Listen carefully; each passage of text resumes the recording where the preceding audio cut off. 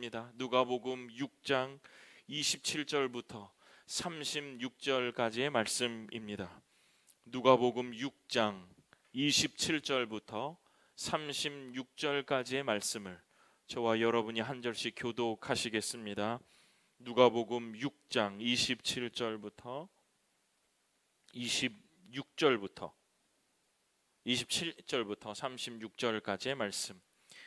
그러나 너희 듣는 자에게 내가 이르노니 너희 원수를 사랑하며 너희를 미워하는 자를 선대하며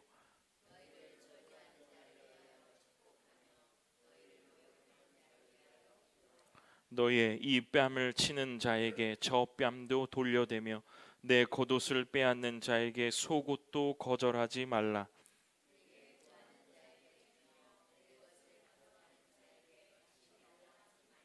남에게 대접을 받고자 하는 대로 너희도 남을 대접하라.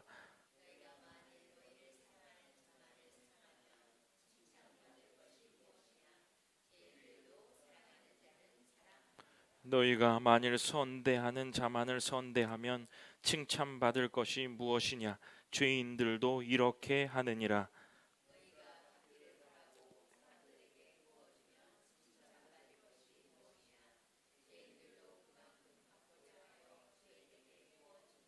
오직 너희는 원수를 사랑하고 선대하며 아무것도 바라지 말고 꾸어주라.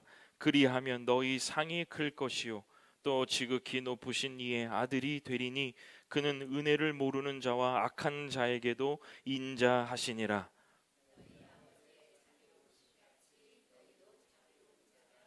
아멘. 기도하겠습니다. 고마우신 아버지 하나님, 오늘도 하나님의 귀한 말씀을 듣겠습니다. 우리들에게 도전하시고 권고하시는 이 귀한 말씀을 마음속에 잘 깨달아 이대로 실천하며 마음으로 주를 따르며 몸으로 주를 따르는 귀한 성도들 다 될 수 있도록 아버지 하나님께서 인도하여 주옵소서. 성령의 조명하심을 따라 이 말씀을 따라가고자 하오니 앞서지도 뒤서지도 않고 주님 말씀하시는 대로 이 말씀 따라 사는 저희들 되게 하여 주옵소서. 감사드립니다. 예수님 이름으로 기도드립니다. 아멘. 오늘 누가복음 6장 27절부터 36절의 본문을 가지고 선대의 복음적 선언, 원수를 사랑하라.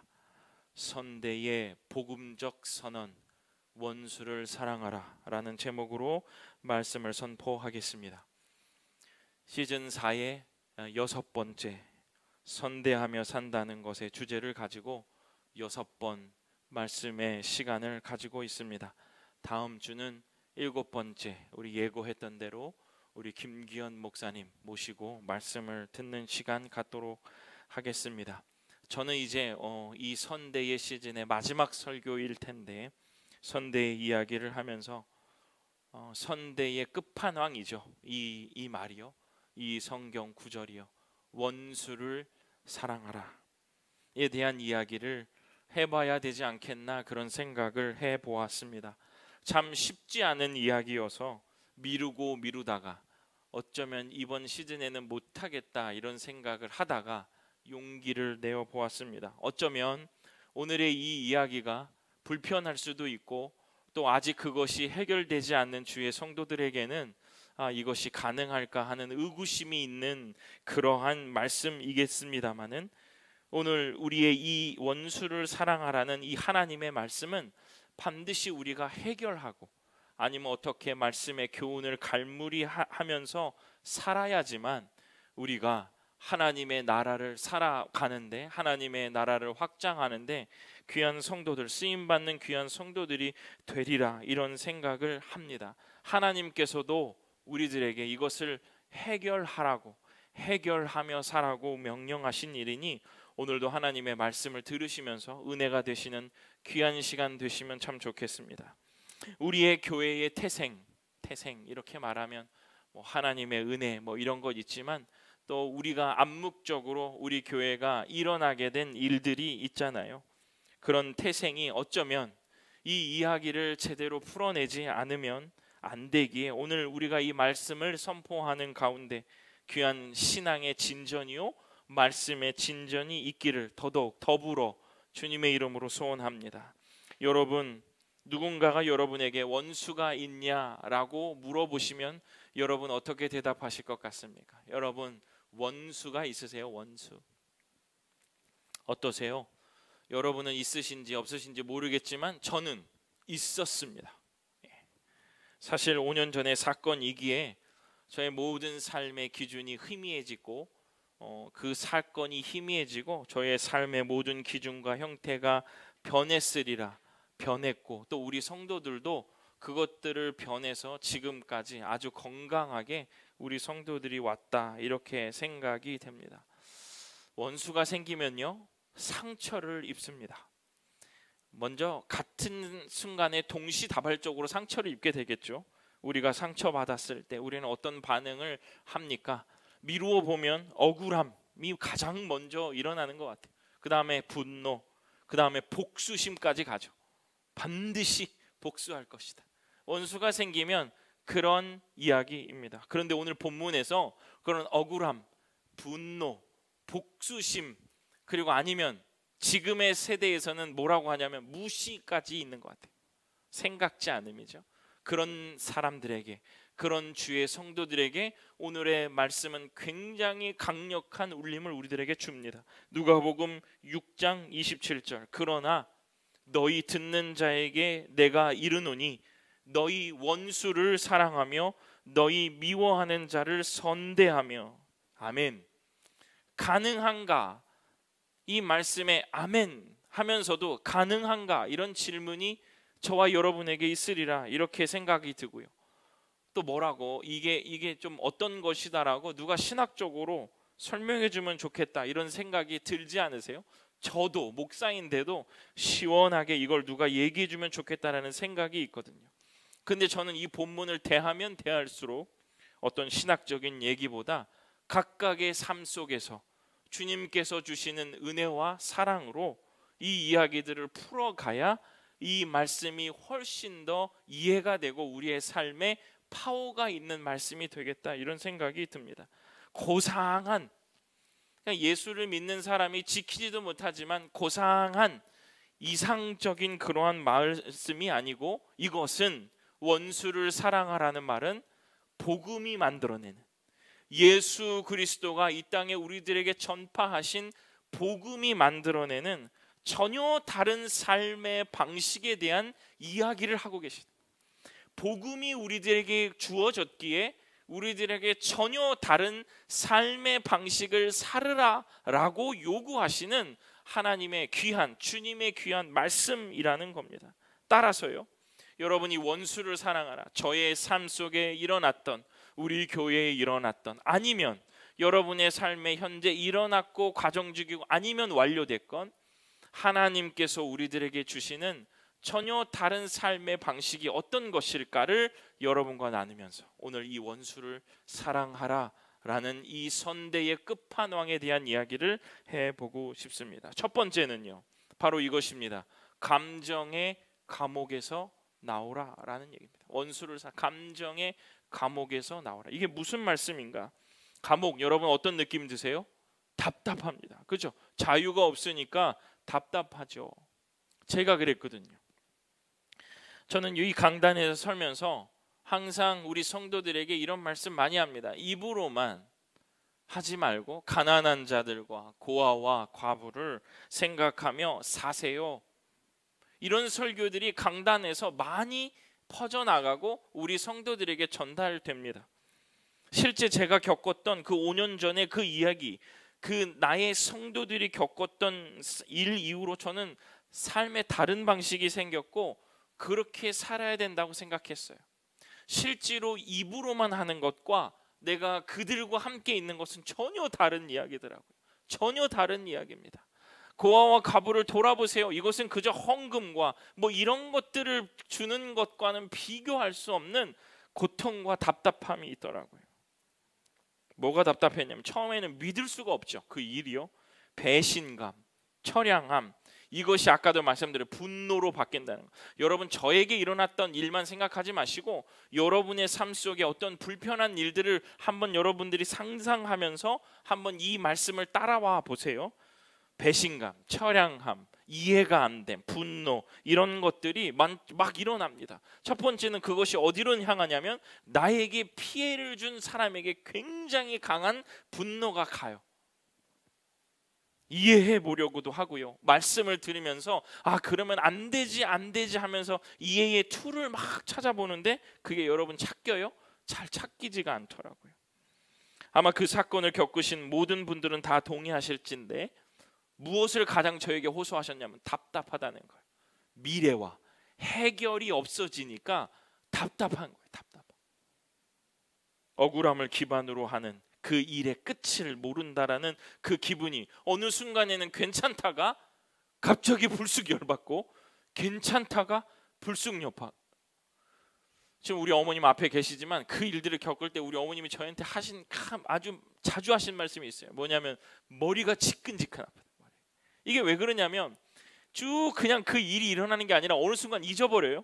그러다 갑자기 올라오는 거예요. 우리가 원수가 생기면요, 잊어버리다가 갑자기 올라옵니다. 불쑥. 그리고 또 가만히 돼요. 불쑥. 제가 이것을 뭐라고 표현해요? 이것을 감정의 감옥이라고 표현하는 거예요. 이게 결국 끝으로 가면 점점점 희미해져요. 그 사건에 대해서 희미해진다 그러면 좀 뭐 그렇게 좀 들리실 수는 있겠지만 희미해져요. 그런데 우리에게 더 그 시급하게 가슴 속에 남아 있는 게 뭐냐면 이 순환.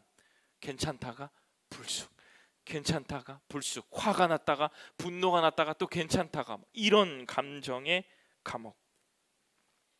원수가 생기면 처음에는 그 범죄자에게, 그에게로 향했다면 그 다음에 진짜 문제는 뭐냐면 우리가 감정의 감옥에 갇혀서 하루 종일 전전긍긍하다는 거예요. 여러분, 우리의 불안도 마찬가지입니다. 우리의 근심도 마찬가지입니다. 이 감옥, 그 문제는 이미 희미해지는데 내 안에 드는 것이 우리를 더 지끈지끈 아프게 한다는 거예요. 내 감정이 어떻게 해야 될지를 몰라서 전전긍긍한다는 거죠.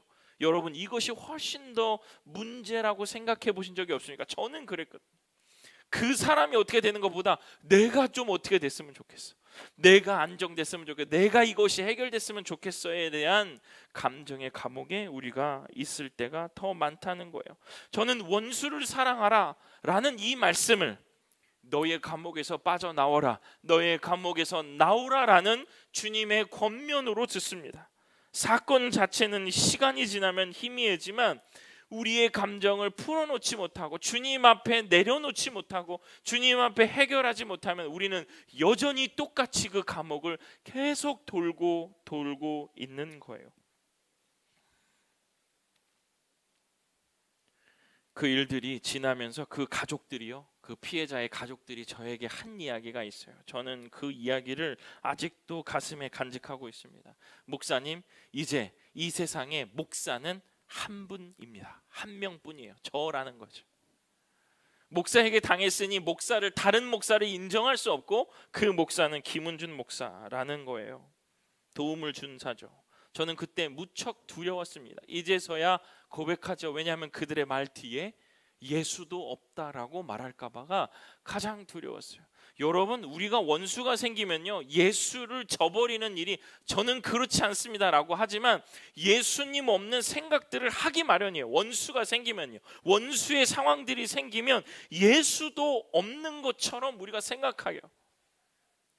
돈의 문제가 생기면요, 사람의 문제가 생기면요, 그 일을 해결하기 위해서 돈을 따라가고요, 사람을 따라가고, 예수님을 따라가고, 기도 시간을 따라가고, 찬양을 따라가고, 예배를 따라가지 않아요. 이게 예수도 없다 그럴까 봐가 두려웠습니다.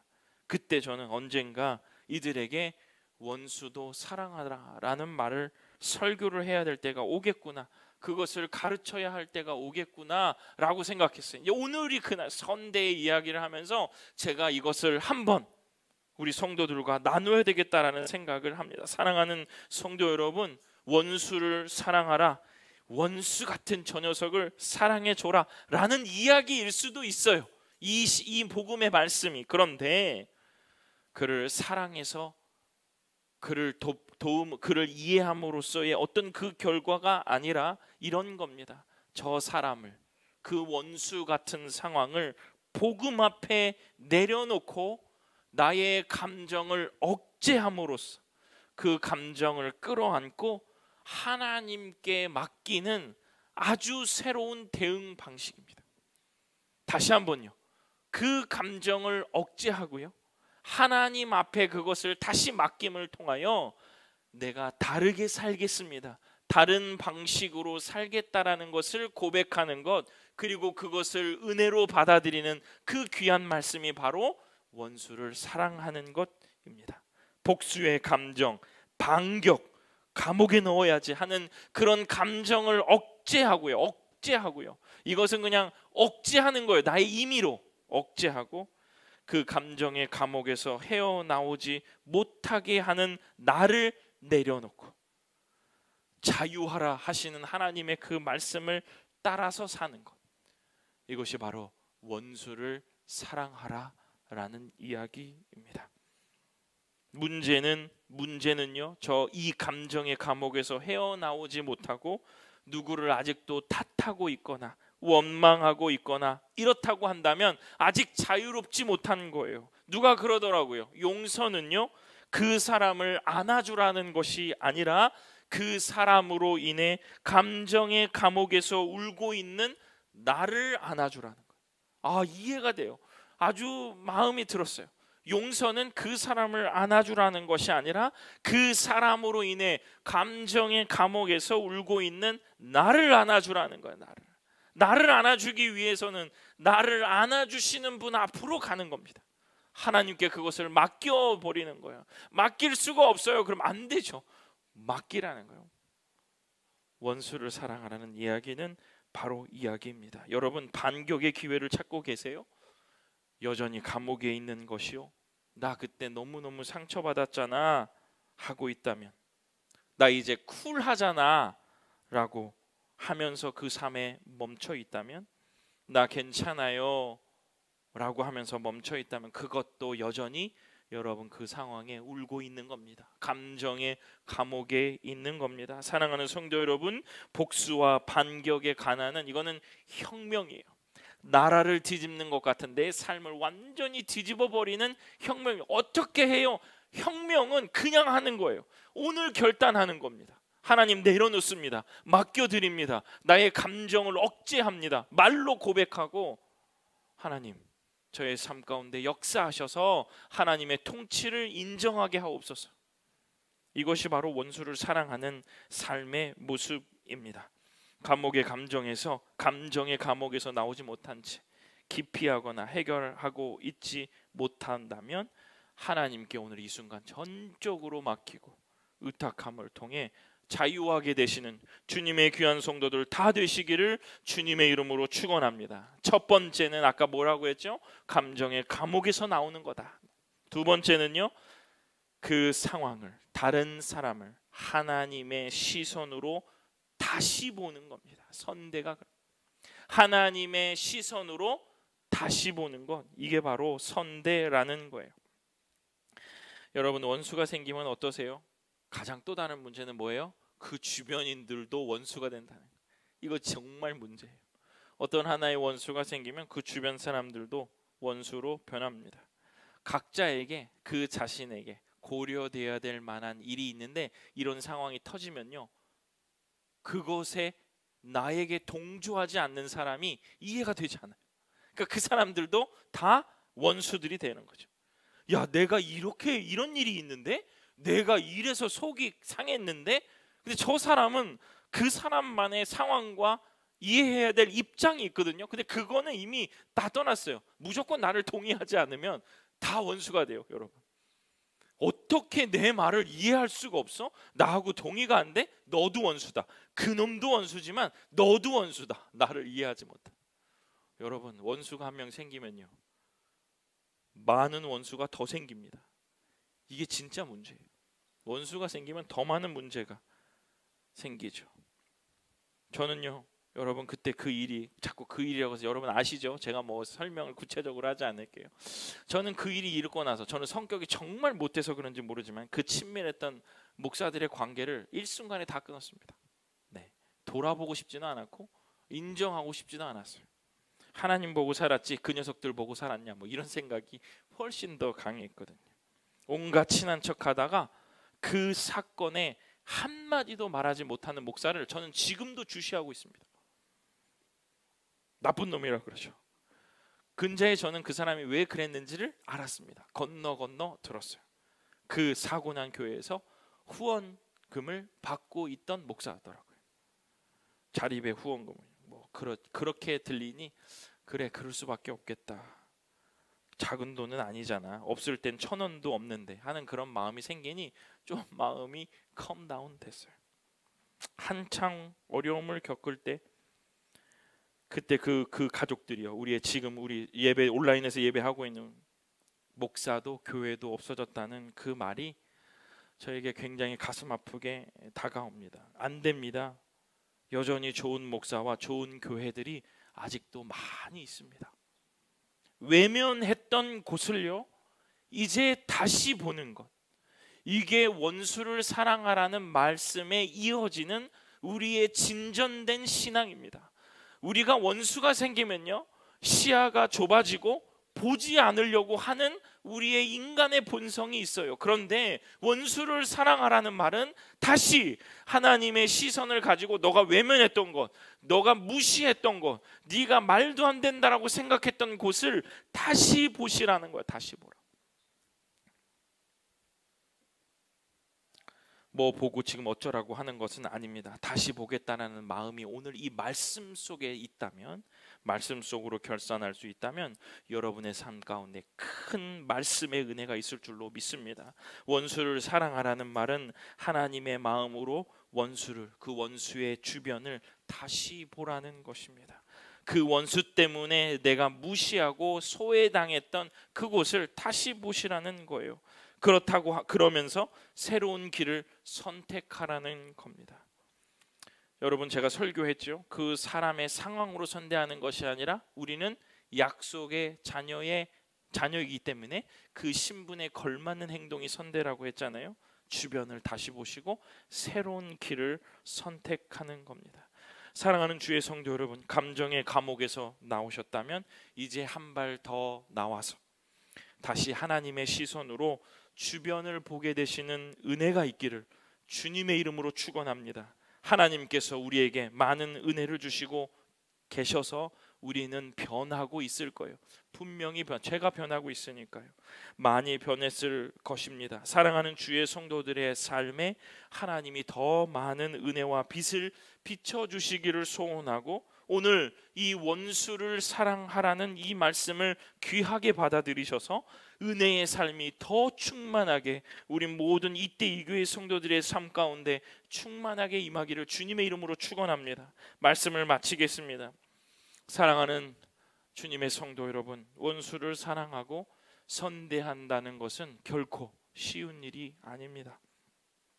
그 사람을 사랑하고 사랑하지 못하고 해서 쉬운 일이 아니라 나를 사랑하는 것이 쉽지 않기 때문에 그렇습니다. 하지만요 여러분, 복음의 언어로, 복음으로 거듭난 자만이 할 수 있는 하늘의 언어라고, 하늘에서 사용되는 언어이지 않을까, 저는 그렇게 생각해요.